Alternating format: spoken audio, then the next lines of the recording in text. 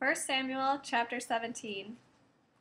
The Philistines rallied their troops for war, assembling at Socoh in Yehudah and setting up camp between Socoh and Azekah and Ephes Damim. Shaul and the men of Israel assembled, set up camp in the Elah valley, and drew up their battle line opposite the Philistine. The Philistine occupied a position on one hill, and Israel a position on another hill, with a valley between them. There came out a champion from the camp of the Philistine named Goliath from Gath, who was 9 feet 9 inches tall. He had a bronze helmet on his head, and he wore bronze armor plate weighing 120 pounds. He had bronze armor protecting his legs, and a bronze javelin between his shoulders. The shaft of his spear was as big as a weaver's beam, and the iron spearhead weighed 15 pounds. His shield bearer went ahead of him, and he stood and yelled at the armies of Israel, "Why come out and draw up a battle line? I am a Philistine, and you are servants of Shaul. So choose a man for yourselves, and let him come down to me. If he can fight me and kill me, we'll be your slaves. But if I beat him and kill him, you will become slaves and serve us." The Philistine added, "I challenge Israel's armies today. Give me a man, and we'll fight it out." When Shaul and all Israel heard those words of the Philistine, they were shaken and terrified. Now David was the son of the Ephrathi from Beth-lehem in Yehudah, named Yishai. He had 8 sons, and in the time of Shaul he was old. The years had taken their toll. Yishai's 3 oldest sons had followed Shaul to battle. The names of his 3 sons who went to battle were Eliab the firstborn, next to him Abinadab, and the third Shammah. David was the youngest. The 3 oldest followed Shaul. David went back and forth from Shaul to pasture his father's sheep at Beth-lehem. Meanwhile, the Philistine approached with his challenge every morning and evening for 40 days. Yishai said to David his son, "Please take your brothers 5 bushels of this roasted grain and these 10 loaves of bread. Hurry and carry them to your brothers at the camp. Also bring these 10 cheeses to their field officer. Find out if your brothers are well, and bring back some token from them. Shaul and your brothers, with all the army of Israel, are in the Elah valley, fighting with Philistine." David got up early in the morning, left the sheep with the helper, took his load, and set out, as Yishai had ordered him. He arrived at the barricade of the camp just as the troops were going out to their battle stations and shouting the war cry.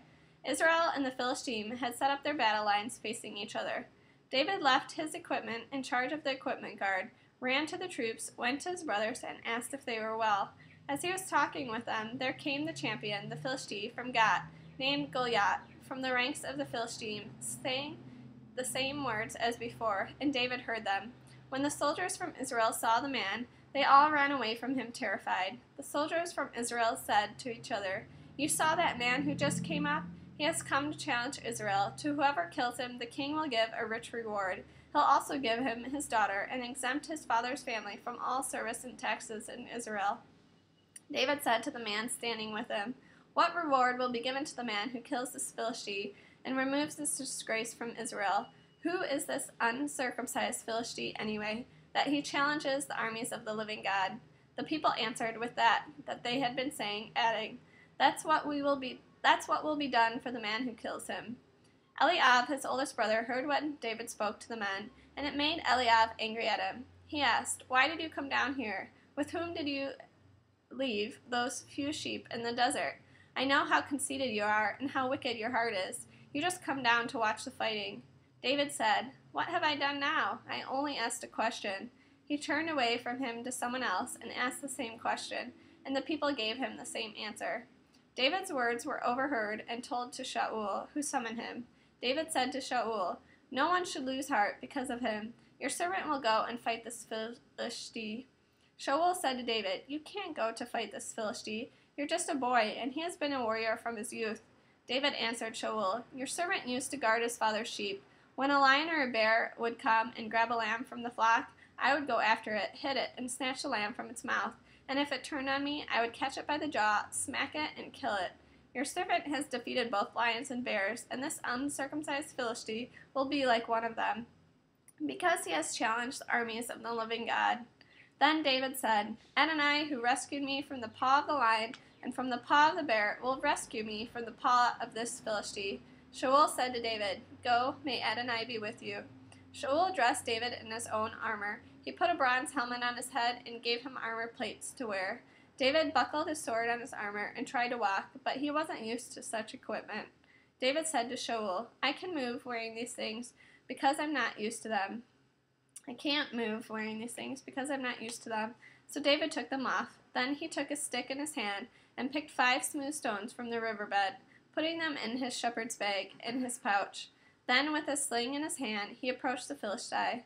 The Philistine, with a shield bearer ahead of him, came nearer and nearer to David. The Philistine looked David up and down and had nothing but scorn for what he saw, a boy with ruddy cheeks, red hair, and good looks. The Philistine said to David, "Am I a dog? Is that why you are coming at me with sticks?"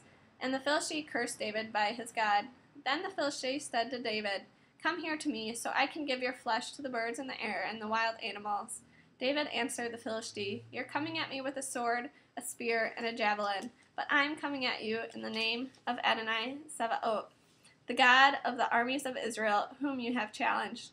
Today Adonai will hand you over to me. I will attack you, lop your head off, and give the carcasses of the army of the Philistine to the birds in the air and the animals in the land. Then all the land will know that there is a God in Israel, and everyone assembled here will know that Adonai does not save by sword or spear, for this is Adonai's battle, and he will hand you over to us."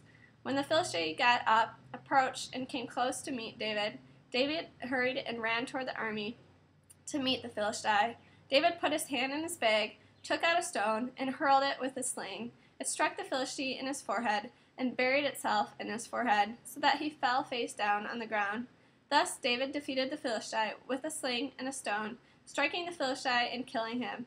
But David had no sword in his hand. Then David ran and stood over the Philistine, took a sword, drew it out of its sheath, and finished killing him, cutting off his head with it.